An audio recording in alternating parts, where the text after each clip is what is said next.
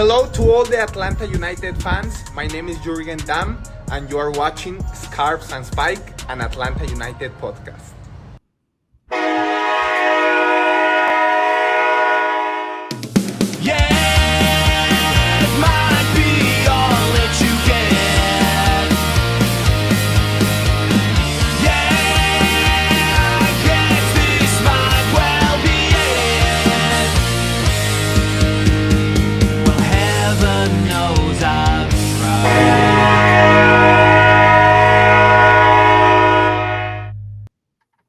Welcome in, everybody, to another episode of Scarves and Spikes, midweek edition, because it's a double match week for MLS for pretty much everybody. So, Tyler, Henry here with you guys. We're going to be recapping Chicago and Atlanta last night and the wild game that turned out to be, especially at the very end. We'll have MLS match analyst that was actually on the call last night, Kacey White, joining us around 7:30. Chatting about the game, diving into that, maybe talking a little MLS as well. And then we're going to look forward to still doesn't have a name. I like the Crown and Coke Derby between Atlanta and Charlotte. So, Henry, how's it going, buddy? It's going well, recovering from the crazy game that we just saw last night. But yeah, it's a suspiciously chill Thursday. You better knock on wood. Yeah. I mean, it just feels like there's, I don't know, knowing that we just had a home game, right? And as crazy as it was, and we have another one in 2 days. It's kind of just like back to back and just what is going on? What kind of soccer are we going to see? Hopefully better than what we've been seeing, but we'll break down kind of what happened in this game because, oh boy, I was fuming in the press box. Yes, you were. Yes, you were. All right, so everybody, thanks for hopping in. Tequila saying he popped in to boo from the cheap seats, like a lot of folks. Brian up in Washington, or maybe Columbia, who knows, booing from outside the stadium. Milan was telling us in the Discord earlier he's bringing the pitchforks. Ariel, what's up, buddy? To the training ground or to the stadium? I or don't to know. both? Maybe both. No, look, there's a lot to talk about in that game. 2-2 draw was, I don't think any of us got it right except for Jackson, who in our predictions. Who always gets it right and is like way ahead. He's ahead by like 7 points now. This man is running away with that and the fantasy league over in the Scarves and Spikes Patreon, which, by the way, if you are not a part of yet, please go join. It is super cheap. We get you guys a lot of extra, exclusive content that's ramping up a lot, because at the end of the day, we can't control the soccer team, but we can control what we put out, and we're trying to give you guys a lot more stuff. Yeah, go join patreon.com/scarves and spikes. It gets you access to the Discord. There are different levels, but all of them get you access to the Discord. And we always have lots of good conversations and things going on in there. And you'll go check out scarvesandspikes.com. Get all your Atlanta United news, obviously covering U.S. soccer as a whole as it moves down here to the Atlanta area. And then the World Cup coming next year. So, and then while you're there, while you're on the website, go to the shop. Here's my shameless plug. Get you a coffee mug or a beer glass that you can put adult beverages in to make it through the rest of the season, because that's where we're at. So that is where we're at, Tyler. That's where we're at. What do you think? What do you got? This is gonna be a free for all. What can be said that hasn't been said already about this team? I mean, and you're seeing it in the chat. Ariel was also in 132 fuming, just like I was. I think half the stadium was fuming. Brian, from wherever he was also fuming. What happened in the first touch? ELO, Mayumba, they weren't the only ones. Miranchuk was one that really stood out to me for all the wrong reasons. And again, we joked about it on 3 Takeaways. Like, I tweeted a critique of him, and he immediately scores. But at the same time, I don't really take back what I said, because for the most part, he was not good in that game. Again, for a DP number 10, the guy that's supposed to be the most creative player on the field, he's so underwhelming, man. It just feels like he's a black hole. Whenever the ball gets to him, that's where attacks go to die, because he either controls it wrong or he faces the smallest bit of pressure and just cannot navigate through it, just kind of gives it away or turns tail and passes back.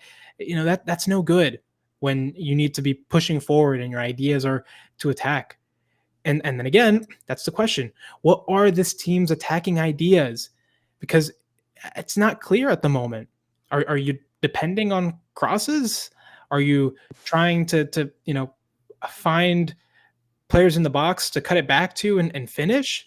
Because neither of those are really coming off well, if we're being honest. And they tried several times in this game, but the control in and around the box has been awful. The finishing has been horrendous. And that's kind of led to this team not scoring the amount of goals that we thought they were going to score coming into this season. Yeah. And kind of to your point, Tequila saying in the chat, Atlanta does excellent controlling the ball from box to box, which I agree with. I think they've done a pretty good job progressing the ball. At times it's way too slow, but they do their thing for the most part. You're not seeing an incredible amount of super dangerous turnovers. It happens because the team is just not where they need to be. But you're seeing a team that can get the ball when they want to into the final third. And then once it gets to the final third, it is like, I don't know what to do. And it's wild to me because you have, I hate to keep throwing the money out there, but you have $50 million worth of attacking talent on your front line, and it just falls apart. The game started yesterday with a really good turnover caused in Atlanta's defensive half. They turn, play it through. Latte Loth ends up close to an opportunity, a decent chance. And then within 30 seconds after that, you concede a corner and get dunked on.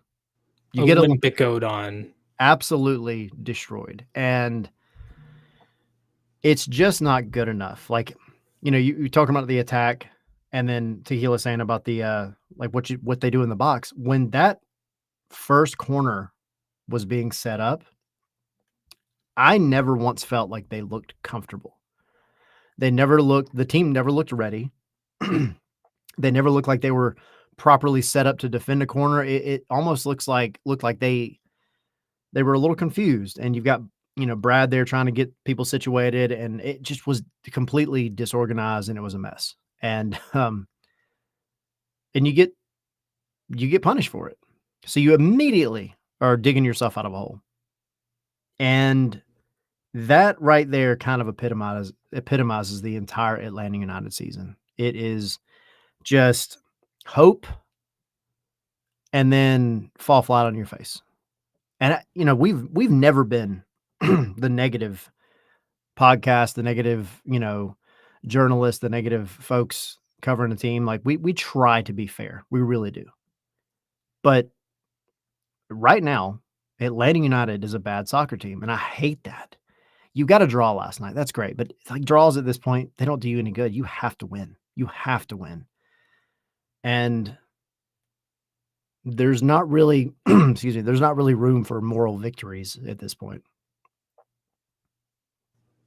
I agree. Some more coffee, clear my throat. I agree, man. And it's just disheartening to see the way that this team is right now.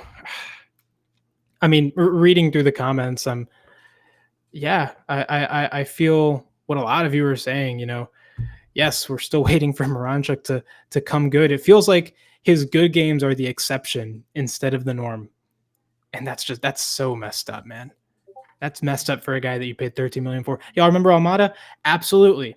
And I was actually, talking with a few folks about what 2023, 2024, what those years were, and talking about the state of the roster and whether it was worse than we thought it was, but having potentially the most talented player, one of the most talented players in MLS history, whether that kind of, I guess, put a Band-Aid over it all, kind of masked it a lot, because he just had that ability to turn games and get you wins out of, dire losses.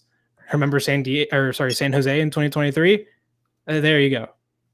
Yeah. It's just disappointing, Also, shout out to Almada, who's now an Atletico Madrid player, playing for one of the best clubs in the world. Good on you, bro. Super happy for him. Yeah. And hopefully we actually, Atlanta gets some money for selling him. Really quick, just to interject on that. If you guys haven't, if you're on Patreon, I did a quick write-up that kind of covers that whole saga of Almada's transfer and the money and where the money's going and where it's at and appeals and all that crap. So go check it out if you haven't, if you're curious as to what's going on. But if not, go join the Patreon.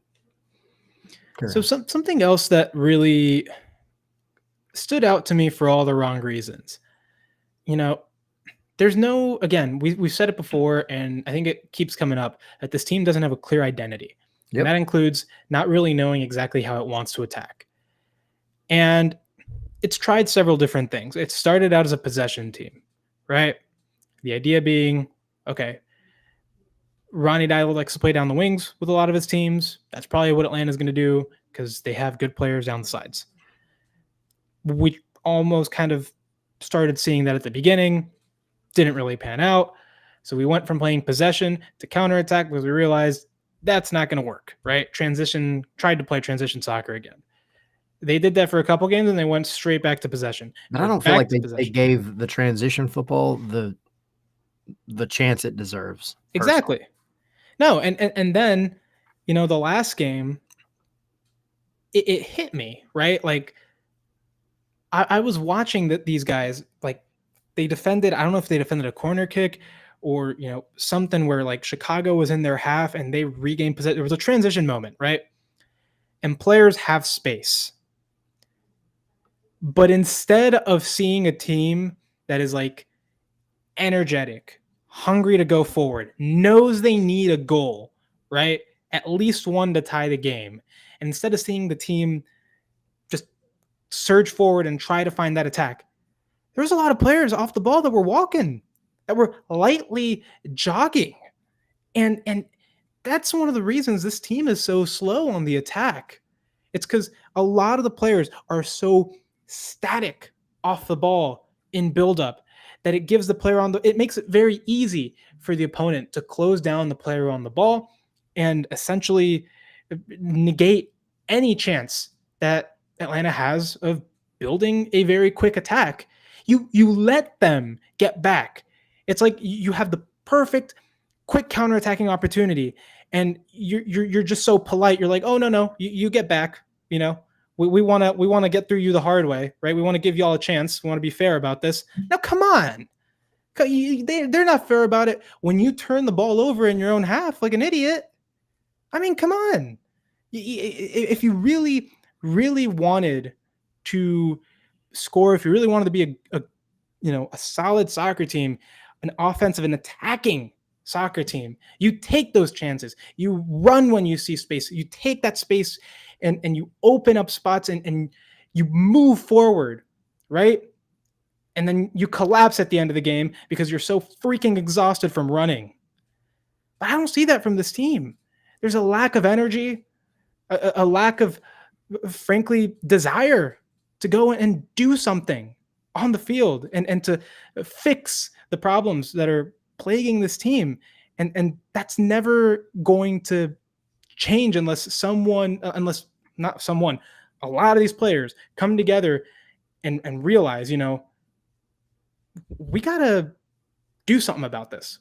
Like, we have to change our outlook on this, or the coach has to decide to change the players he's playing, because there are some, I feel, on the bench, and we saw it when they came in, that they were ready to just go. They came in and pedal to the metal, baby.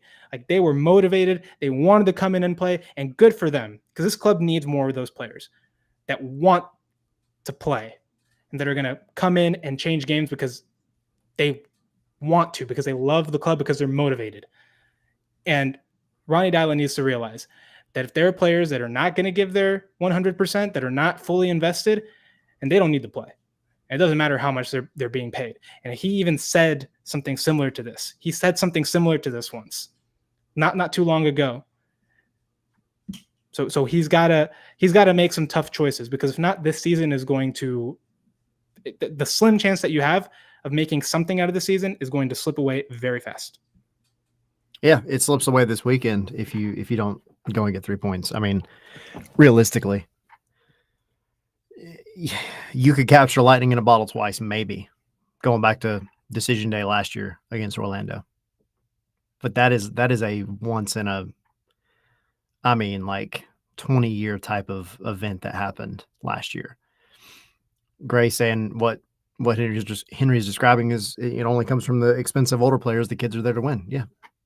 And that's kind of what we talked about last night. Like, you have hungry kids, like really, really hungry ones that want to come in and make a difference and prove that they're there to play for the first team, Atlanta United, that plays in front of the biggest audience, the biggest attendance week in and week out. That is a privilege. And a lot of players don't appear to treat it like it's a privilege. And it's frustrating to watch because, yeah, it looks, and I'll give my disclaimer. I'll always say this because I'm never going to be one to bash a player at all. I will criticize them. I'll praise them, all of it. I don't know where they get their motivation from. I'm not going to question it. It's not my job.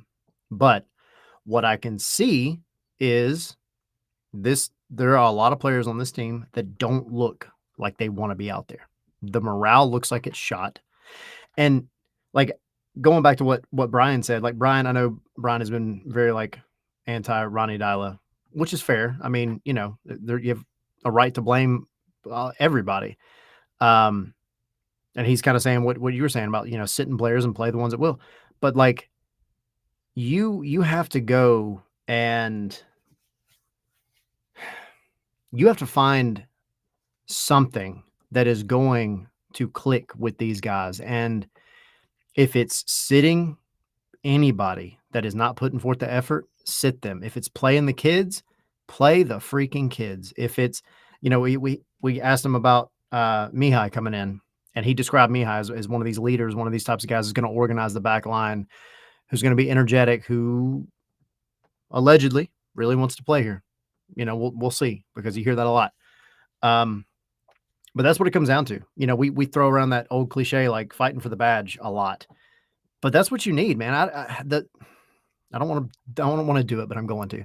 2018, 2017, 2019, for the most part, like, that was a group of people who fought for the badge. They wanted to be here. They wanted to prove something. They wanted to win MLS.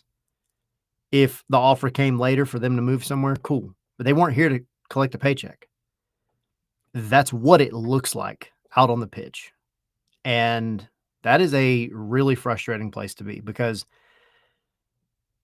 it comes down to, you can't burn it all down. That's out of the realm of possibility. As much as I know a lot of folks want to do it, you can't just burn it down and start over. But you can be very aggressive with the moves that you make. And I think Atlanta has to be like the most aggressive team in this transfer window. And I was encouraged because you had the Mihai signing, and that was early. And since then, you have no rumors. It's pretty much dried up. And we know that front office keeps things close to their chest, which is fair. I get it. But like, you got to start making some moves out and in, not just in. So yeah, it comes down to that famous C word, culture, that we throw around all the time, but it really is, in my opinion, it really is that simple. Let's take a look at some comments we have here from Atlanta United Transfers Plus News. Miranchuk is a DP. When he puts up a good performance, it's almost like a one-off event for a DP, and the money we paid for him, and we are still paying him, is insane compared to his performances for us. I 100% agree. I said it earlier.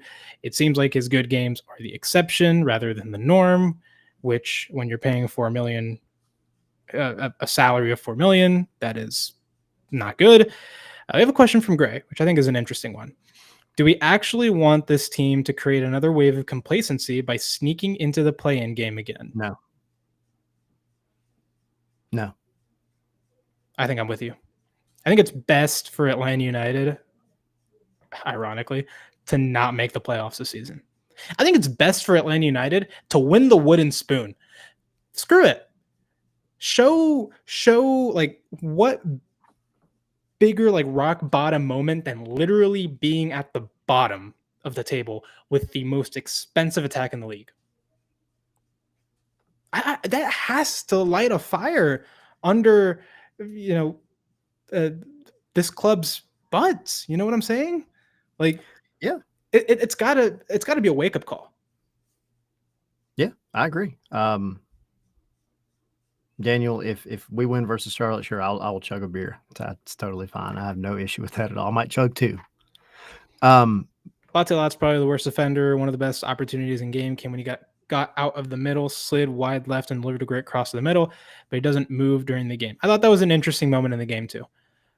Seeing him on the wing, it was weird because as that play developed, I think he had an option to go inside, but he opted to go wide for some reason. Yeah. And I think that actually would have been a really good question to ask him in the moment, but we didn't really run into him in the locker room. But yeah, he went out wide and actually delivered a really good cross to the back post where I think it was Miggy that was crashing in. I might be wrong. It was Miggy. Yep. And that was a really good chance. But I mean, we've had Homer famously in the Discord say a lot that, hey, try playing him at left wing, and maybe that's the solution. I don't know. He has played there a few games in the past, and obviously you bought him to be your striker, so you would kind of hope that he'd play there. But yeah, his performances also have not been good for a league record signing. Double clicked. If we got hungry kids, it might be time to call Child Protective Services on Atlanta United, especially if there are kids watching these games. This is basically psychological abuse. And then, yeah, you already read the message. Are you going to chug a beverage of some kind if Atlanta wins against Charlotte this Saturday? Okay, I'll do it. Sure. All right. In the Benz parking lot or after the game? Wherever I can get my hands on one, I'll do it. I have no issues with that. But no, I mean, I think, so let me ask you this. Again, it kind of goes into that. Well, let's answer that question first. All right. From Atlanta United transfers and news, who do you guys think starts alongside Mihai if you think he would start? First of all, has to start. He'll right? start. He's 100% starting. You don't bring a center back in the dire position that this team is in to not start. So he's definitely starting. From what I could tell, he usually starts on the right-sided center back. So I'm thinking for this season, it's going to be Abram and Mihai starting in that center back pairing, or potentially once Williams is healthy, it could be Williams and Mihai. Yep. But for now, I'm just going to say Abrams and Mihai. Yeah, I think as it stands right now, if Mihai were to start tomorrow, which he can't for a week, but considering Derek's injury, Stian is perpetually injured, I wouldn't mind seeing one of the kids, but Efrain and Noah both are typical right-sided center backs.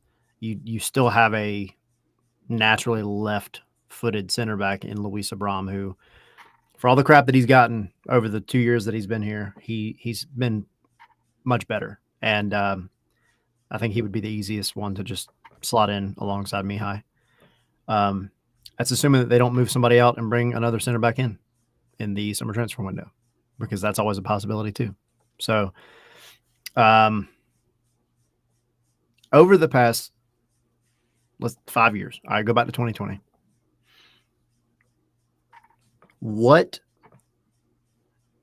And I'm not talking about one specific moment, like not like an Almada free kick against San Jose or anything like that.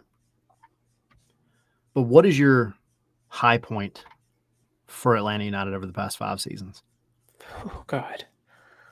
High point for Atlanta United.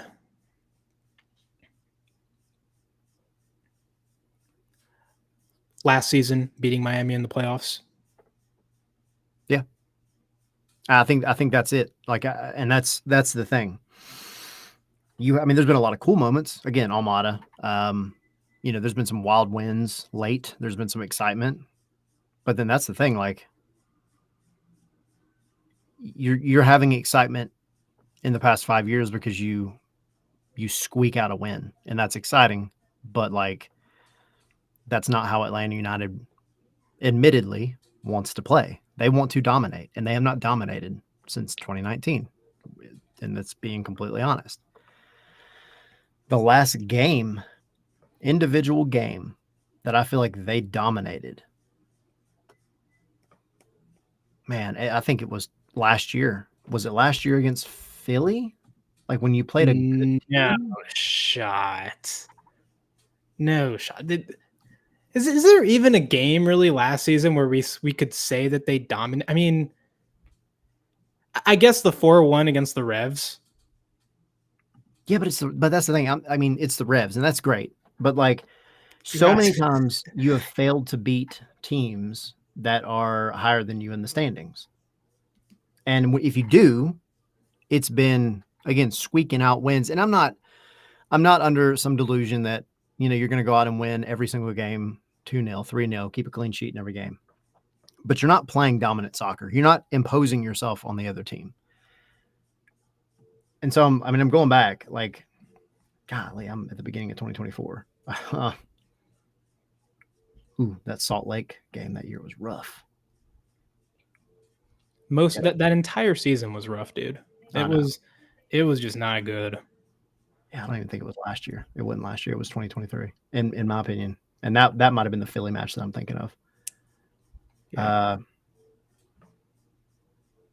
The 4-2 over Columbus in the playoffs was cool, but that wasn't without some squeakiness.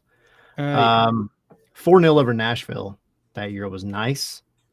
Wait, was that last year? Oh, yeah, that was last year. Or no, 2023. Sorry. Yeah, the 5-2 over Miami. That's a good one. But again, that one started off not the best. I struggle to go back and find a game where, July 2nd, 2023, 2-0 over Philly. I struggle to find a game where you can look at Atlanta United and say they were the better team in every aspect of the ball, offense, defense, set pieces, everything, for the full 90 minutes. Yeah. And we're getting ready to bring Kacey in here, and I don't want to come in and being like, man, these guys are just dogging. Like, we're not normally pessimistic. We're the most optimistic group out there. But and that should tell you something about this season. But that's the thing. It's been a struggle. It has been an absolute struggle. So as we get ready to get Kacey in here really quick, anything that you want to... Oh, Tommy's hopping in too. Okay. No, I don't check my text in the middle of our show, Tommy. No, that's fair. You probably shouldn't. But because you'll yell at me because my notifications go off all the time, so I turn them off. No, I mean, I think, like you said, this team has rarely ever had a complete performance in terms of controlling the game in every aspect. When it pops off offensively, it gives away so much at the back. When it's strong defensively, it a lot of the times it just can't score. And it's been a while, I'll say that, since it's had that truly complete performance. And it struggles to close out games, which is wild. And we've speculated a lot as to what it is. We've talked to a lot of people, and whether it's the leadership, it's the culture, it's all of these elements, these words that we keep hearing about now that people are tired of, but it's a real aspect of things. So that again is not something that you change overnight. It's certainly not something that's going to change in time for Saturday's Charlotte game. But I mean, it's a real talking point, and it's something that has to be addressed sooner rather than later. Absolutely. All right. So without further ado, we will bring in actually on the call last night. I don't know how many times this has happened where we've had somebody that was like on the call the night before. It's usually beforehand because we're previewing games. But MLS analyst that was on the call with Jess for Atlanta, Chicago, Kacey White. How's it going? Hey guys, it's going well. How are you? Good. Thanks for hopping in with us. I appreciate you guys having me. Looking forward to chatting. So I guess just kind of to dive into it, because we've gone in and out of this Atlanta Chicago game back and forth. And if you've been reading the chat, fans are tired of not winning. Yeah. So it's where we're at. Listening and reading the chat a little bit. So Yeah. I've been here. Yep. I guess just being on the call, what was your overall kind of assessment of the game as a whole? And again, you can be honest. Like we're not going to take any offense if you're like, man, Atlanta looked rough. That's totally cool. No, in all honesty, I think about the ebb and flow of the game. I think there were portions where you were like, okay, the possession's coming, but there was still something missing. And then there were portions where it wasn't so good. And so there was a very interesting kind of back and forth, in my opinion, whether you look at the in possession side or the out of possession side, the mentality side, like all the aspects of the game, I think had their moments. Some were positive, some were not so positive. And so that's probably the coach in me. Like I see kind of the longer term vision and the bigger picture, but you also have to look at the reality of the result in the moment as well. And across 90 minutes, it's very difficult if you don't have that consistency. Kacey, welcome to the show. Good to see you. My main question is about the big story of Atlanta this season, the $50 million attack that is just misfiring. 25 goals in 22 games this season, obviously not where I think anyone expected them to be before the season started. And in this last game, put 4 of its 10 shots on target. What stood out to you last night about the team? This attack in particular, sorry. I think it's a great question. I think for me, when I look at attacks, you think about chance creation. So yes, you talk about efficiency and shots on target, but you want to feel like an attack is dangerous. And you want to feel like when someone gets the ball, like anything can happen. And I think that's what I was kind of waiting to see with the front 4 players. There were a lot of times in the game last night, you know, if Saba got on the ball or Amaron got on the ball, you would have that kind of feeling a little bit. But like Miranchuk was nowhere in the run of play. Like he didn't get on the ball much. He had a great goal. And I loved the goal in game. I loved the buildup of the goal, how it happened. But I hardly said his name. And he's a player that the ball needs to go through him. And so I feel like when you have an attack of 4 players like that, when every single one of them gets it, you should think that something could happen. So how do they create chances? Slip balls, force saves. It doesn't have to be goals, but the more you do that, you just increase your percentage chance to be effective in the final third. It's so funny you say that about Alexey Miranchuk. Last night, I think it was maybe the 15th minute, and I'm there at every match. Every single match. We cover every single match. And I know good and well he's going to start pretty much every game. And at about the 15th minute, I was like, oh my God, like Alexey's actually on this pitch right now. And that's how like empty it was. And then poor Henry over here got completely cooked at halftime. Or just after halftime. Tell me about it. I tweeted, okay, so look, I'm sorry, I'm egging him on, Henry. We know we agree, right? You said you barely said his name the whole game, and Miranchuk was just misplaced pass after misplaced pass, errant touches, just stuff not going right. And I tweeted something to the effect of like, this hasn't been a great game for Miranchuk. He's missing all these things. And literally, like, I think a minute later, he scores that goal. And so for the entirety of the game, right, everyone's in my mentions like, well, now he's just scored a goal. Well, I guess he's good now, right? Keep talking. Do it again. So, say it again. I don't Henry. know. Did he go into the locker room at halftime and like look at my thing? And I don't know, man. Well, look, lucky for me as an on-air analyst, I actually said something pretty similar about, I think 10 minutes before he scored that we weren't really talking about him in the run of play. But when someone scores like that, I can immediately go, well, this is what you need from big time players. They show up in big moments, and I can correct that. It's hard to do that and tweet that really quick. So I feel for you in that moment because I did the same thing. Tell try to blame it on the commentator's curse or the Twitter's curse, whatever. Exactly. So, to be fair, like last night, at least it was an entertaining game, I think, for anybody that was a neutral, at least, and a Chicago fan for most of the match. But you had an Olympico within like the first 90 seconds. And then you have a not a kid anymore, but a guy that was a kid that came up through Atlanta's pipeline, went off to Stanford, came back, and has his first goal right at the death. Mm-hmm. Will Reilly, for us, was obviously a big standout. The kids have been big standouts, But, and this is not just Atlanta, but was there anybody in particular or any group that really just kind of shined brightly to you? And again, this is on both sides of the ball. Of course. Well, I was listening to you guys earlier, but I had written some things down I thought were important to potentially address. And it was the choice of a coaching staff of when to use substitutions to potentially change a game or send a message to the team. That was one of the things I was going to bring up. And you guys were talking about that just 10 minutes ago, of that culture piece of bringing players in off the bench that can bring a spark, that can bring an energy. And even if you decide maybe only to start one in the next game, or you don't start any, you don't make any changes, it's good for players to know that a player like Will Reilly can step in and have a moment like that, because it does, as a starter, go, hey, there's someone right behind me. And that's a culture piece. And so I was really pleased with, obviously, not only Will Reilly coming in and getting the goal, but just the infusion of energy that came into the game. And for the staff to do that, being down a goal and saying, hey, like, let's see if this changes the game. So I thought that was really important. Another player for me, and this might be just kind of how I am and how I look at the game, I love Sleesh. Like, I really like him in midfield.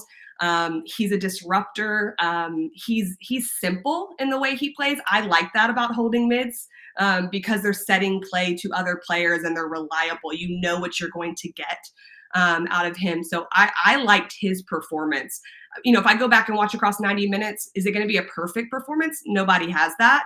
But I think having him in there, although he's isolated at times by himself, I think he does well to cover a lot of ground in the system they're playing. I think I'll it's say this interesting. really quick. Go My ahead. opinion on Slish was he was probably the best overall. Now, again, you had good subs and you had things like that, but I think overall he was the best player on the pitch for Atlanta last night. 100%. And I highlighted him at the beginning of the game too, for our lineups, because just in the previous game as well versus Toronto, I felt he was really important. He dropped in between the center backs, helped in build up when they were trying to come back and equalize. So he was having to do stuff on the ball as well more. And then obviously the goal for Miranchuk, he steps in, drives into the half space, sets it all up. So I really liked his performance on both sides of the ball in the last two games. I think it's interesting that you bring up Slish. I feel like he's one of the more divisive players in Atlanta United. Not because I think I don't really see him as much of a ball-winning midfielder. Even though he is supposed to be that 6, I don't see that as his ideal role. I see him a lot as perhaps more of an 8, a guy that can really, get forward, can really break lines with his passes. We've seen some really good through balls from him this season. I just haven't exactly seen him function as well as a 6. And that's just my personal perception. And then there are people who don't like how he plays within our fan base and people that we talk to. So I think it's interesting that you highlighted him in that sense. But I agree, he was pretty good in this game, and I just hope to see more of that from him. I think too, when you're playing more of an isolated 6 in that single pivot kind of role, it can be hard because if the decision making isn't perfect of when to leave your positioning to win balls, like, it can be highlighted. So sometimes that's just in conjunction with other players and the partnerships. So to me, I don't see it as necessarily a Slish problem. I see it as what's the partnership like, and so it can highlight his best qualities as well, to your point, of where he can release more. Because as a 6 that's by themselves at times and finds them in those moments, you kind of hesitate to do it because otherwise you leave that space. So I just see a lot of qualities in him that I think if a pairing is done really well and properly, like, it could maybe highlight him even more going forward in the center of midfield. So we have Brian in the chat who says, great call last night, Kacey. You've got some fans in here. Thank you, Brian. Appreciate that. It was fun. Yeah. Now, I want to ask you about just MLS in general now this season. What has been the biggest surprise to you? Oh, that's a really good question. I think for me, it's honestly the goal scoring. Like, I am surprised at the lack of 0-0 games in the league this year, and I think it's been talked about quite a bit. We all love goals, we all love that piece of things, but I think from an out of possession perspective, it just having a hard time, from a team perspective, getting shutouts seems to be really hard for teams. And I just find that very interesting. With my background, I'm always going to go tactical. So, I always think about what's going on tactically within the league. How is that the state of the league? And it's exciting for fans, and it's exciting for me as a former player. I was an attacking center midfielder. So I am risk, reward, go, go, go. I'd rather win 4-3 than 1-0. So I'm all about that as a player, but as a coach, I still coach that way. But I'm like, oh, a shutout's really nice. There was a 0-0 game I called last week that had a lot of chances and was exciting, but it was a good 0-0 game and shutouts. We just haven't seen a lot of that. I agree. And I'm talking about MLS in its entirety. It's interesting because, you have, especially with this window coming up, you have so many good attackers in the league coming into the league. You've seen some cycle through, bringing it back to Atlanta. We had Thiago Almada here for, a couple of years, and now he's moved on and is going to be at Atletico Madrid, which is great. And I think there's this running joke out there that defenses in MLS are not maybe up to snuff compared to other leagues in the world.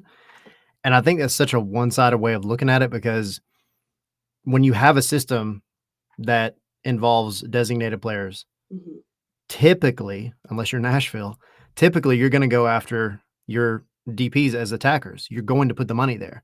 Right. And when it pays off really well. We see that with a lot of teams. Unfortunately, not Atlanta this year, but that's a different story. And so I think it adds to the entertainment value for sure. We do an MLS show on Monday, and it's always nice when we have these 5-2 games or 4-1 games or whatever to talk about. But sometimes it's nice to just keep a clean sheet. It's just one of those things that you just don't see as much. And if you do, oftentimes it might be a boring game. But like you said, you have those that are just back and forth and they're chaotic and nobody can get anything out of it. Well, and just like Atlanta United's done the last 2 games of scoring late, that gives you kind of some confidence that you can always work your way back into a game. A shutout does the same thing. Hey, we might bend, but we're not going to break. We're going to be stingy defensively. It breeds this confidence in you as a player that you take pride in that. And I don't think we're seeing a lot of that, for whatever reason. But I think that is something that can really be a part of a culture and for players, just instill that confidence. Man, culture is just a word that, again, here we're kind of tired of hearing it. The fans don't want to hear it anymore because it's been thrown around a lot as one of the, issues of this Atlanta team for the past few seasons. The culture of let's hold on to results, right? Let's see out wins. Let's go and win games. That's kind of been a talking point for this team. I'm curious from your perspective, how do you, build that culture? How long does it take? What do we need to do for that to happen? How much time you got? How much time I got on here? That's a lot of questions. I don't have my watch, so I don't know what I'm pointing at. But wow, that is the key question. And I think as a former coach, I think unless you're really internal to a coaching staff and what's going on super internally, it is incredibly hard to say what works for each environment.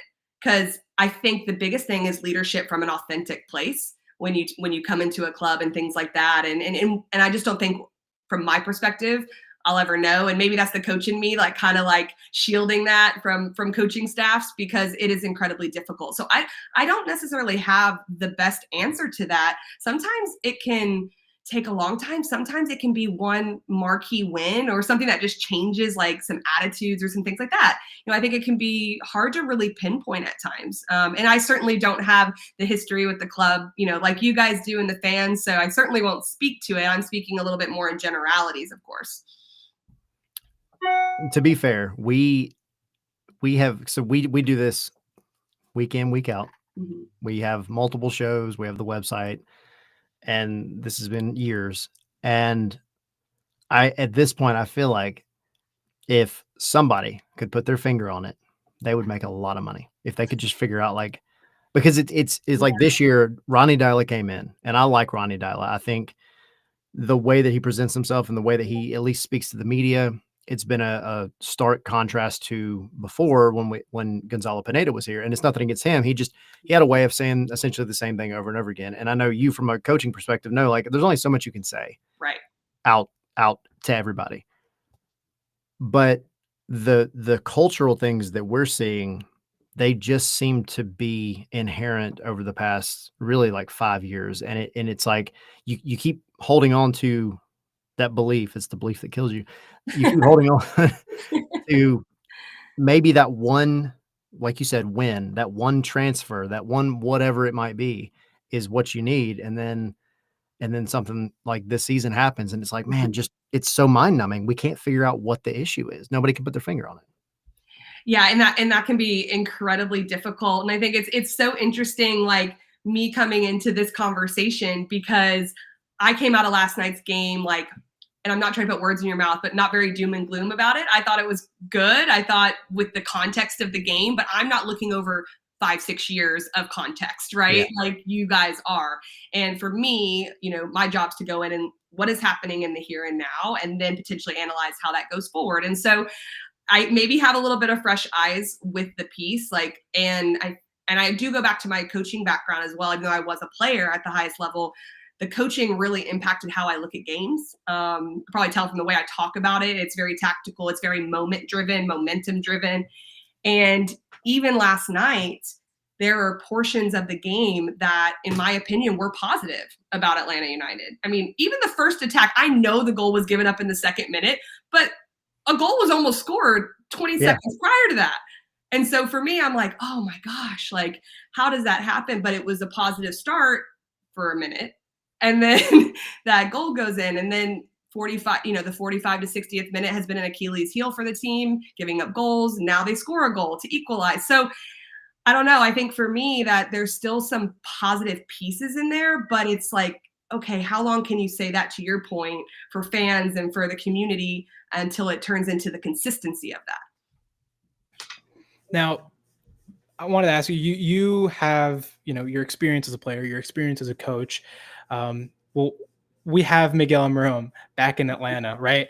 The return story, the homecoming hasn't quite gone as we thought it would, but in these past 2 games, he's been the captain for the team, right? And we talked to him after the game. He said he was, really happy to do it. He's really proud.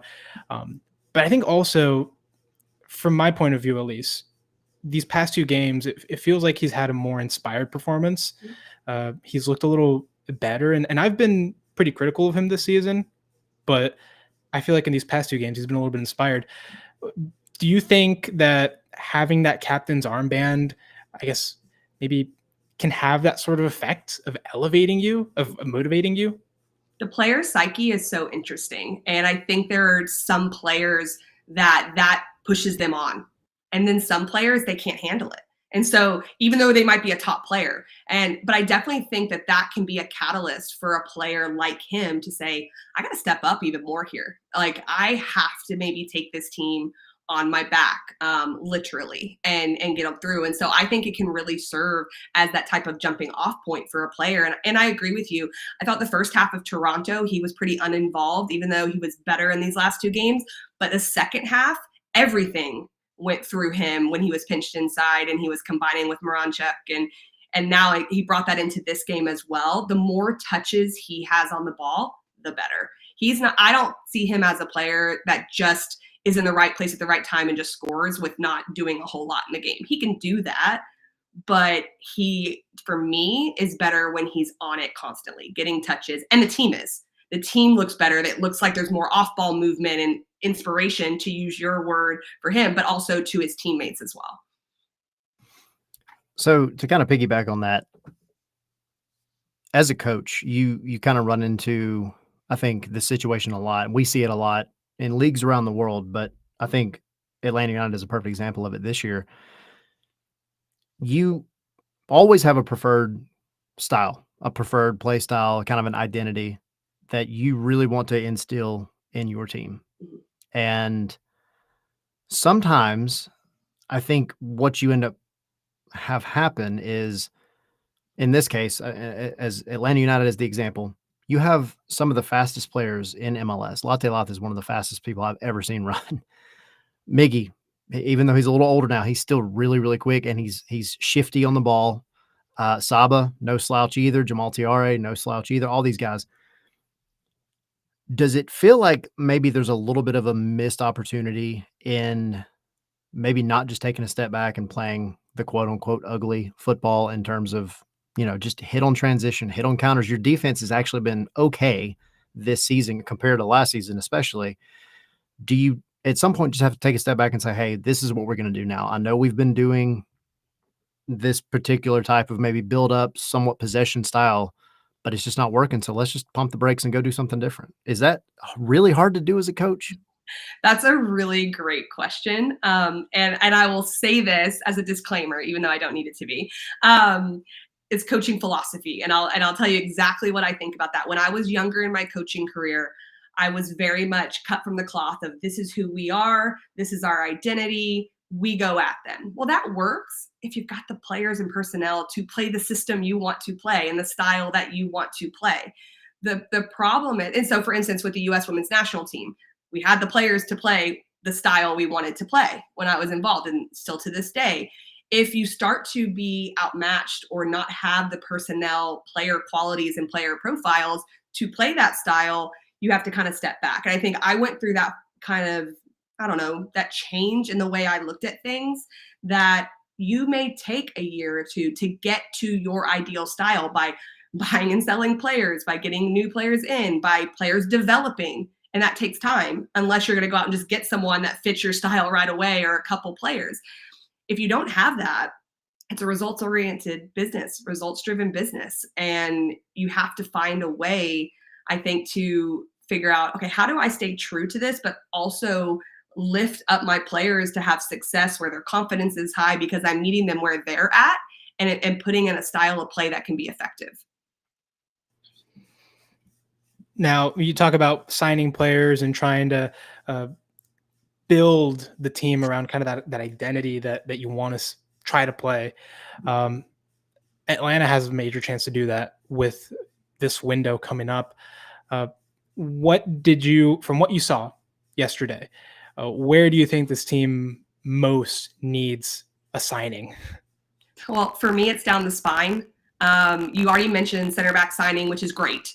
So that's very helpful, I think, from a goals against perspective. Stingier defensively, that can help you so much in games, especially in big moments like early on in halves and finishing out halves, things like that. So I think that's big. We somewhat mentioned it, partnering with Station there in the midfield, like maybe a player that is a bit more of a sturdy 6, to your point, because I do think you make a good point that you have someone like that. He could potentially help Station cover more area and more ground. But I'll say the biggest thing, in my opinion, is a really creative 10. That's on the ball all the time. I think if you're going to try to play that way, you already mentioned that Latte Lot has the speed to get in behind. Players have the speed to get in behind. But if that's not going to be the style of play, then you have to have someone that is constantly on the ball in the center of midfield. We saw it yesterday with Chicago Fire. Gutierrez was getting into that half space in front of the back line and just constantly on it. Now, it didn't happen as much in the second half, to the credit of Atlanta, but I think that player that's just constantly buzzing around and facilitating play and wants the ball, that for me is the biggest piece. Do you think Miggy could be that type of player? I mean, we saw him play that way when he was first year, and he said it, that he feels more comfortable at the 10. And I go back to this one chance that he had in that one game. or sorry, in last night's game, where he was running down the middle, and then he slips a really good through ball in for Latte Lot, but Brady gets there just in time, cuts him off. But it was a really good through ball, and it was a really good chance. Do you think that is a position where, if they decided that they wanted to change it to number 10, that they could just shift Miggy there and potentially, reinforce elsewhere in the attack? 100%. I think you have two options with that. You can just make the switch and go to a more out and out winger type player that's not playing as inverted in that inside space like Miggy does, because he does like to come inside because of those player qualities. So you could just make the switch, maybe get a little bit more of just straight speed and winger type personalities. That is an option. The other option is if Ronnie Dyla likes him playing more inside and doesn't want like the opposition 6 to just constantly be on their own, then you get another player with similar capabilities, similar qualities, and they can buzz around. And then it becomes very hard to know who's going to be moving where. Against Toronto in the second half, I thought Miranchuk and Miggy were pairing up really well in that way, but it was for a half. And I didn't really see that yesterday.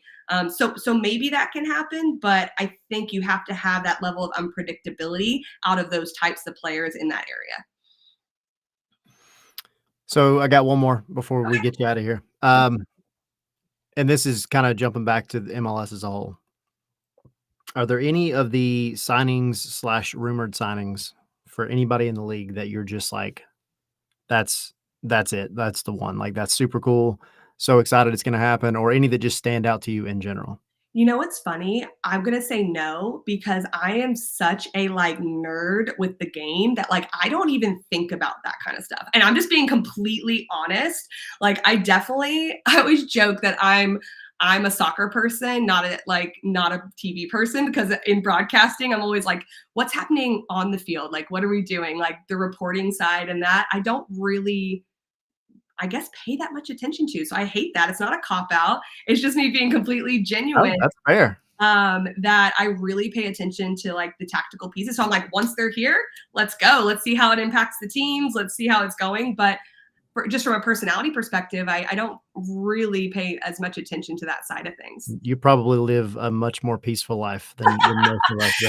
I don't know. It's not that I guess I don't get excited. It's just that I am such a soccer nerd. And I just pay attention to the coaching side of it and everything. So awesome. Nothing wrong with that. Thank you for hopping on with us. We truly appreciate it. Welcome back anytime. Thank you so much. Yeah, absolutely. And how was Atlanta? How did Atlanta treat you while you were here? So well. I absolutely loved it. I have not called a game in Mercedes-Benz. What a place. Yeah. I honestly was just like, this is amazing. I felt just that game day vibe of when I played, waiting for the game to coming up. And it's just such a wonderful environment. But yeah, Atlanta was great. Every time I do go to Atlanta, I absolutely love it. So it was a good experience. Awesome. Well, we truly appreciate it. Thank you so much. Thanks for all you guys do. Appreciate you having me. Absolutely. Thanks for hopping on. Bye, Kacey. Bye. Have a good one. Cool. Kacey White, everybody. Good chat. Yeah. I always like the coaching perspective, the kind of like she said, the kind of tactical side of things, because I think sometimes it's easy to overlook those. And we talk about them a lot, but it can be easy to overlook just getting caught up in the day-to-day emotions of the team. Yeah. And I like that perspective that she brings of being a coach and a player, and kind of that more tactical approach. And I thought it was interesting. And I think that's where you see how great it is to have different voices and different eyes in the sport. How she saw Sleesh and said that she saw him being a bit more of a disruptor, doing, the right things for a 6, which, from my point of view, I hadn't seen that, but, she has some points to it. And she also agrees, that him in that midfield, there are different ways to play him where he could work, but I really like the perspective that she brings, and I think it's it was a really nice chat having her on. Yeah, no, that was awesome. And the fact that everybody in the chat's like, it's an awesome guest. That's always good. It's always good to hear. I don't know. I meant to ask her this, and because I was trying to verify beforehand, but so she called the match last night with friend of the show, Jessica Jarman, who, if you don't know, worked a lot with soccer down here for a long time here, and then went up to Charlotte and was one of their radio analysts for 2 years, 2.5 years, I think. But I think that might have been the first all-female call in Atlanta United history. Maybe. Not trying to not give credit to anybody that might have done it before, but I just don't remember that happening. Yeah, I don't know. We'd have to find the historians there. Any historians we have in the chat, please let us know. Yes. But yeah, really good guest. Really, really great chat. Absolutely. We have a game on Saturday. We do have a game. We have a derby coming up, and that's funny because we didn't even get to that with her at all, which again, normally we're previewing games, not reviewing games with our guest. And I don't believe she's going to be on that call. That'd be wild. I don't think so. So I don't want to dump another game on somebody, but you know, we have on Saturday. Go ahead. We've got a live show. We do. Y'all know where it is. The Signia by Hilton, right across the backyard from the Benz. The Nest on 4 bar is where we hang out. You can come over, have a drink, have some really good food, and listen to us chat about what potentially we're going to see in that game. And hop in the chat with us. We always open the mic up for people. Hop in the chat, just hop in the place and vibe with us, man. We love talking with you guys. We always try to open up also to give you guys the mic and let y'all come on and chat with us live on the show, which is always a fun thing to do. So yeah, I hope to see a lot of you guys there. It's going to be a really fun one, and we might actually have some Charlotte folks coming into town for that one. Again, do you know if the whole stadium's going to be open for this one? I was thinking it originally was, but let's see. Because I feel like it is, because it is a derby game. But if it is, then the whole Charlotte supporter section is going to be upstairs in the 300 section. Yeah, right above us, which is going to be fun. But yeah, tickets. I hope to see all of you guys there. If not for whatever we're going to see about the game, for the food, for the drinks, for us, and maybe for the Waffle House after party. That would be a good time. That'd be a good time. Brett, did they not have the apple old fashioned at at the Signia at the Nest on 4? Cancel the live show.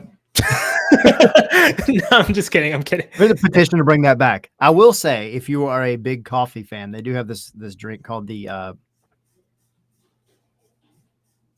what is it? Something day brew. Ballpark brew, which is an interesting name because it is essentially an espresso like martini almost, but it is super good. It's all coffee. It's really nice. Get you hyped up. The 300 section is open for the match. Full stadium. Let's go. Yep. And while we're speaking about it, why don't you tell everybody the news in the stadium from last night that just opened up? Oh yeah. So if y'all weren't following along on Twitter, we did tweet this, but they debuted in the last game the brand new A-Town Lounge, which is the new club area that is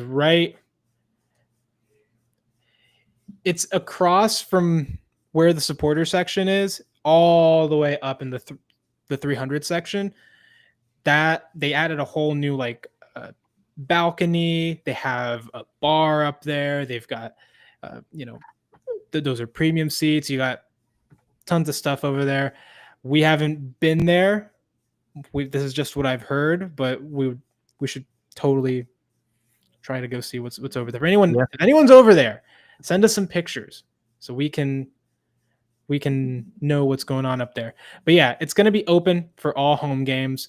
Obviously, it's going to be open for this one with the whole stadium open. But even when the stadium isn't open, that area is going to be open and available, and it increases the capacity from 42,500 to 45,000 for not full stadium home games.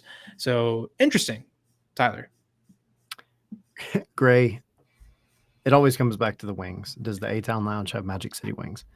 I can't answer that question. I don't know.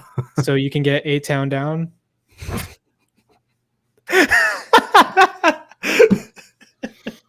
It's 8:05. That is. Yes. Yeah. No, I genuinely am very curious though, like what type of food, because if you have never been in a suite at the Benz, like the food in the Benz is great anyway. It's cheap, which is great, and it's good, which is even better. But the food in the suites is like next level. Like it's phenomenal. So in the field level suites, it's insane. Yeah. I mean, awesome. Like lobster and steak and, just whatever drinks you want. And I mean, it's pretty wild. So all of the things. Yeah. So yeah, there's your stadium news. But yeah, Charlotte going to be here this weekend, fully open stadium. Hopefully it's packed out. Hopefully the fans that are there can push Atlanta United to a win, because you really have no room for error. And I know I've said it multiple times in the past 24 hours. A lot of fans have written off the season, and rightfully so. Totally get it. But the fat lady has not sung yet. And she's trying to. She's drinking some water, warming up the pipes, but hasn't quite started singing yet. If you don't want her to sing, you have to win this weekend. What kind of threat is that? If you don't want the fat lady to sing, you got to win this game. I mean, it's that simple. Who is the fat lady? Why is she going to sing? What will happen if she sings? And she's going to sing, and it's going to break glass in the worst way possible. I don't get that saying, though. Who I don't is either. The fat lady? I don't either. But I don't want to be subjected to the fat lady singing, so please go win the game, Atlanta United. What have we done? You started it off with your. What do you mean you started? Don't blame me for Gray. this. I'm blaming Gray. What does Atlanta United need to do to win this match? Score goals. Yeah, just figure out. It's fair. No, I'm being for real. Figure out your stuff in the final third. Figure out how you're going to get the ball into positions of danger, and then take quality shots, right? So they have to figure out this build-up, and they need someone creative who can help them get the ball in those positions. And to me, that player is Miguel Almiron. And we've had this whole debate of the Miranchuk at the 10, Almiron at the 10, the whole shebang. But to me, it is clear that Miggy is probably the most creative player on the team right now, and probably the one that's going to give you the most positive results playing at the 10, and can help you get into those positions a lot better. He had a really good chance for Latte Lot. The one play that he was in the middle, that he happened to be in the middle for, because the rest of the game he stayed out wide. And to his credit, that's what we've been asking him to do if he's playing on the wing, is to stay out wide. But that one time that he was in the middle, we saw one of the most promising chances in the game. And so I want to see a lot more of that. And I think that's probably the best place to play him. Create chances, score goals, and don't do anything stupid at the back. I agree, because you're going up against a Charlotte side that has created tons of chances. I mean, looking at the kind of head-to-head on this one, they've scored 9 in their last 5. Pep Biel is ranked number 1 in big chances created with 23. In the past couple of years, a player that also held that same title, Thiago Almada, And I'm sure Lionel Messi's probably held it at some point in there as well. They have an attack that can do the job. Now, they've fallen off as a team a little bit since the beginning of the season. The beginning of the season, Charlotte was rocking. They were doing really, really well. We talk about it a lot on our MLS Monday show. But at any given time, they can punish you. They know what they want to do. They know how they want to play. And I think, honestly, a lot of their lack of success over the past month and a half, 2 months has been because they've stopped taking chances. And I don't mean chances in the soccer sense. I just mean like they've stopped maybe being as brave as they were and being risky. And they've still been a little leaky. So I think if Atlanta, to your point, can get their attack's collective head screwed on straight, then you can go. And this, it has all the makings of a shootout. But the biggest question mark is can Atlanta score? Because you haven't seen that. Like, we know that it feels like it's coming. It feels like it's moments away from happening, but it just won't. And last night was great, but you had one that came from a guy finally taking a shot from outside the box. And then you had another one that just was a wild, rinky-dink corner that landed really, really well. And Will Reilly does everything he should do to put it home. But it's those open play goals, like the real open play goals, the ones where it's your full attack getting involved and just running all over a defense. You haven't seen that. And if they can flip that on, if they can suddenly get it right, then yeah, this one has all the makings of being really fun. And I would say Atlanta could pull something out of this. Well, they need to pull something out of this. Remember, the margin for error is very, very thin. You need to start getting 3 points to get back on track. Right now, you are, I believe the number is 12 points back from a play-in spot. I'm going to have to double check that, but I think my math is right. I'm looking. You are at 20 points, and yeah, they're at 32. Okay. And they are the play-in game right now at number 9. Yeah. So literally 12 games, that is 4 wins. And assuming that teams ahead of you do not win, this is a great chance to guarantee that for one of those guys, if you can beat Charlotte, they are one of the teams in that playoff scrap. It's a 6-pointer. So you win this game, you prevent them from getting 3 points. That's why it's so important to do it. And especially at home against a rival that beat you at the beginning of the season. So get your revenge. Show Gigi that these guys are not, that he shouldn't go there. Come to. To show him that these guys are also okay with losing.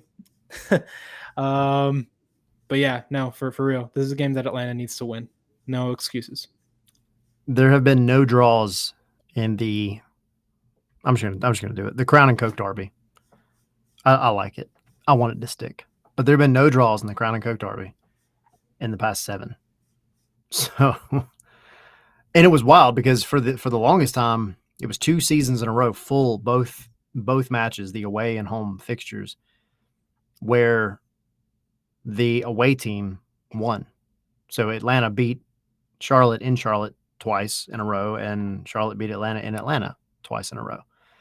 So there's always some shenanigans going on in this one. And from a fan perspective, their fans they show well. That's all I'm going to say about that. Besides that, it's one of the most important derby matches. If you have any hope of making the playoffs, this is one of the most important derbies you ever had because you have to win. You have to win.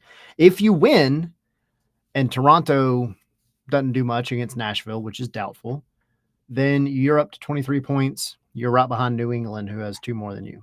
If you draw and Toronto does nothing, then you're even with Toronto, but you're still in 13th because of the tiebreaker. You have to win. You've got to get 3 points. If you can snag 3 points in this game and then a couple here on out, you might make it. But anything less than 3, and it's about a wrap at that point.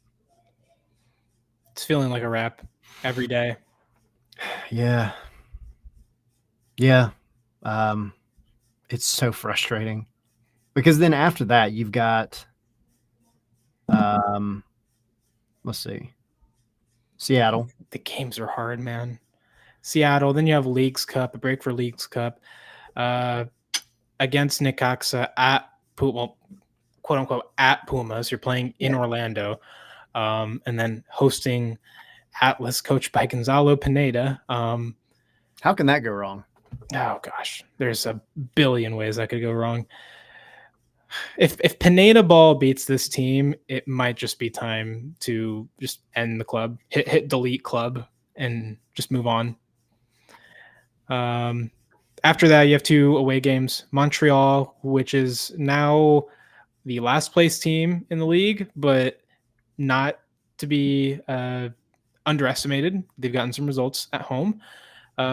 Colorado away, they just beat Vancouver like 3-0. Hosting Toronto, at Nashville, which is red hot at the moment.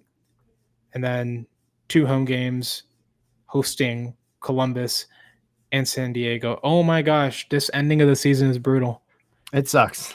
Okay, so you host Columbus and San Diego in 2 games in a row. Then you travel to New England. And then you have a 3-game away stretch. New England, LAFC, and Inter Miami, which will probably have Rodrigo De Paul by that point. And then you come back home for decision day against DC. Like, it's going to matter at that point, right? Gosh, that is brutal. I thought all the hard games were done with. Nope. God, Nope. it feels like they've played nothing but hard games. That's the worst part. Oh, no.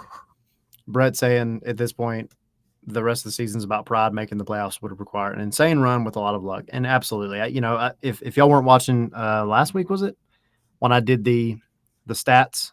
This was before the Toronto match. No.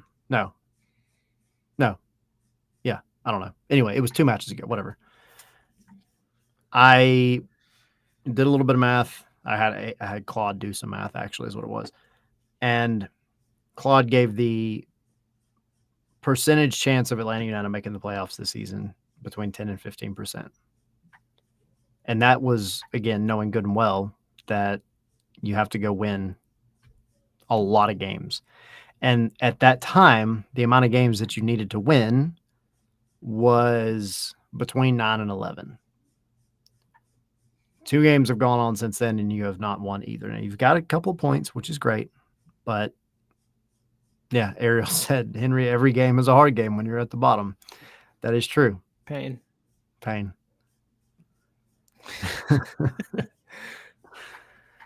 And then, Gray saying Montreal could look very different by the time Atlanta plays them because they're selling off, they're having a fire sale at this point, and who knows what they're going to do in the summer. George Campbell going to West Brom. Good for him. Good for him, man. Yep. Hope he balls out over there. Me too. I always liked George. I thought he was an awesome player. He was very, very Miles Robinson-esque, very reminiscent, and I was excited for him to go to Montreal because it was that opportunity, I think, for him to take another step. And I hated to see him go, but also at the time I understood it. So now to see him hop across the pond before Miles, pretty wild.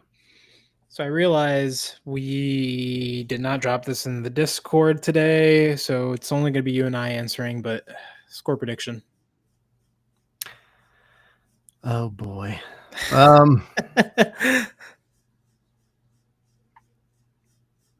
Do I want to be positive? I want to be positive, but again, Can you? is The question. Do I have any chance of winning our score prediction contest?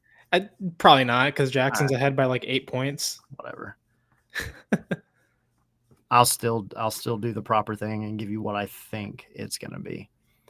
I think it's going to be another 2-2 draw. Fun. Love that.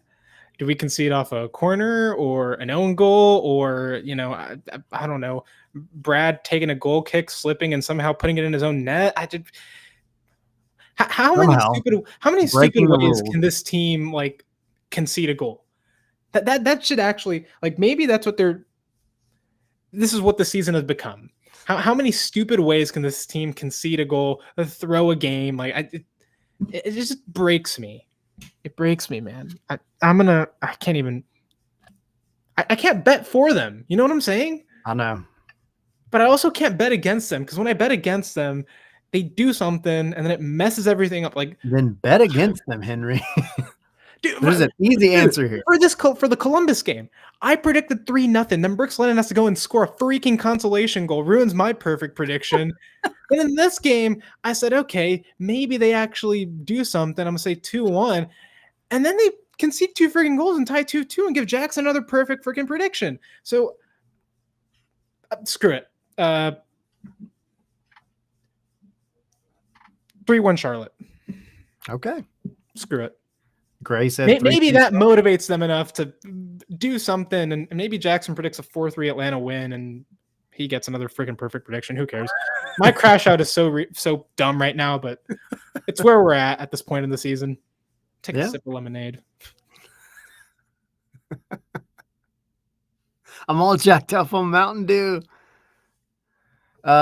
Gray saying 3-2 Charlotte. Daniel saying 2-2 Prime Brad with a mask. Jamal with the leveler. Omar 4-1 Charlotte. Daniel said a few hours you're gonna lose your mind and go to Cancun. Hey, I probably am. That's a cool idea. Take me where the good soccer is. Yeah, right now it is not here, unfortunately. And I don't want it to be that way, but that is where this team is at. Any final thoughts? I can't wait to see you guys at the Signia to at least talk about this game, meet some of y'all, talk about Atlanta United or other things, life in general, what the meaning of life. I don't know. But yeah, y'all show up. We'll have a good time, have some good food, maybe give away some shots, do some shots. Might have to. And we might have to make it through this game, huh? I hope not. I hope it's not that bad. Milan said we lose 2-1 with an own goal at the death. Oh my God, dude. Henry gonna go to Madrid to see Almada with my 17s kit Almada 23 jersey that I got literally like 2 weeks before he changed his number to 10. It's better than me. Every time I buy a jersey with a player's name on it, they leave. Every time. Rip Marcelino Moreno. Yep. And Andrew Gutman. Who had a great game last night, by the way. Yeah. Gotta give a quick shout out. X Factor, are we ever gonna be good again? I hope so. I'm waiting on it. I really am. Ariel will not be at the supporters tailgate because we'll be doing the show at the Signia, which starts at 5:30. That'll go on until 6:30. So you have time if anybody, well, they're gonna do the march. So but come over for a half hour, grab you a drink, hang out with us, then skedaddle over to the Milan. I knew it was coming. Yes. Please. Can you buy a Miranchuk jersey? I can't in good conscience. I mean, unless somebody wants to start up a GoFundMe or I don't know, contribute for the Miranchuk jersey. Yeah, to a Miranchuk jersey, I'll buy one. Oh man, I do. What have we become this season, man? I know, it's so wow. He has more crash outs than Tyler has scars. You've had a few over the past 24 hours. It's hard. Watching this game is almost equivalent to psychological torture. It was about this time last night, actually, that you were getting roasted on Twitter for your Miranchuk comments. And I do not take it back. Actually, I don't expect you to. You weren't wrong. Milan says done. Sending you Venmoing you the money for the Miranchuk jersey. Let's start the collective to buy that Miranchuk jersey or to buy out his contract. Imagine that GoFundMe. I shudder to think how seriously some fans might take that. And I shudder to think how much money might actually get raised. Oh no. Henry has a higher attempt than the Heat in Texas and Arizona combined. All right. Get out of here. Y'all go check out the website, scarvesandspikes.com, all the Atlanta United coverage. We got the player ratings on there, which are backed by popular demand. So if you haven't had a chance to go check those out, you can vote on them. These are y'all's votes. And I haven't even had a chance to look today, but let me give you all the link. That way y'all can go check it out yourself. So basically the way it works, go to the website to the to Henry's match recap article at the end of the match, and the form will be there for you to vote on your player ratings. And then the next day we will get them up, and you can see how y'all rated everybody. And in this case, it's not great, Bob. But here's the link for the most recent one. So there's something for y'all to do at every other match day from here on out. You can leave your opinions about individual players. The highest rated one, if anybody wants to know, from the community was Will Reilly. Deserved. Lowest was Brooks Lennon. Deserved. God, Henry has more crash outs than Umal transfer value. Can we end this before Daniel keeps cooking me in the chat right now? All right, yeah, scarvesandspikes.com. Go check it out, and go join the Patreon if you are not a part of it already. Get you into the Discord, get you lots of other benefits from, as far as content that we can put out and everything else. Go visit the shop. We have beer glasses, coffee mugs, shirts, hats, all kinds of stuff. We're going to be putting out another shirt / hat / probably mug pretty soon that I think y'all will probably like a lot. But go check out the shop. It's at the top of the website. You'll see it. And what am I missing? Live show, 5:30 Saturday at the Signia, the Nest on 4 bar. And I think that's it. That do be all. That do be all. See y'all on Saturday. Peace, y'all.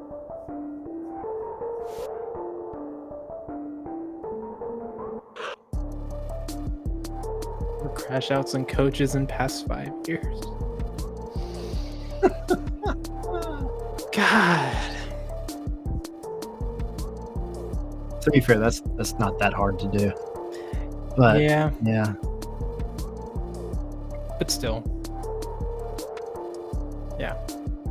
So hopefully I don't have to crash out after this game or during the game. I really want you to crash out like minute 1 on everybody on Atlanta.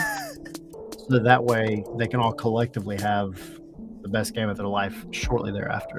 I bash them on our live show, and then they just play like Prime Barcelona. Yeah, hey, you gotta do what you gotta do. All right, sacrifices need to be made. And Sure. if you getting cooked on Twitter is what has to happen, I'm here for it. If I have to sacrifice my reputation on Twitter, so be it. For us to watch some decent soccer. Yes. I criticized Miggy, and now he's playing well. I criticize Miranchuk, he scores a goal. I praise the team, they concede. All right, so be negative, Henry. I'm turning heel. The darkness flow through you.